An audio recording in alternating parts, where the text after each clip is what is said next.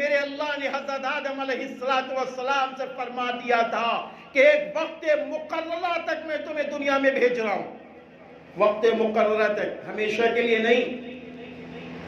آپ یقین مانی، میں قسم خدا کی کھا کے اللہ کے گھر میں کہتا ہوں، جب میں دیکھتا ہوں لوگوں کو غرور کر رہے ہیں، مال اللہ نے دیا غرور وہ کر رہے ہیں، صحت اللہ نے دی غرور وہ کر رہے ہیں، عزت اللہ نے دی غرور وہ کر رہے ہیں، اللہ نے بلندی دی غرور وہ کر رہے ہیں. جب میں دیکھتا میں سمجھتا ہوں یار یہ پستی کی طرف جا رہے ہیں، یہ اپنے دل میں میاں مٹھو بنے ہوئے ہیں.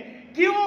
اس لیے کہ اللہ کو غرور پسند نہیں ہے، اللہ کو تواضع پسند ہے. اللہ کو تواضع پسند ہے، اللہ کو انکساری پسند ہے. ہاں، اللہ یہ دیکھنا چاہتا ہے. آپ یقین مانی، میں پھر قسم کھا کے کہتا ہوں کہ 1 کروڑ پتی آدمی جب وہ اپنی گاڑی میں بیٹھا ہو، ایک غریب آدمی اس کو سلام کر رہا ہو، وہ کروڑ پتی آدمی مسکرا کے گئے، وعلیکم السلام، سب خیریت سے ہیں؟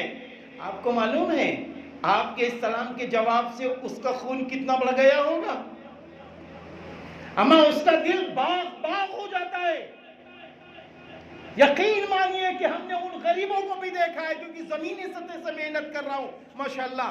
ان غریبوں کو دیکھا ہے اپنے گھر میں بیٹھے ہوئے، وہ مجھے چائے پلا رہے کہ مولانا صاحب ہے ان کو چائے پلاؤ.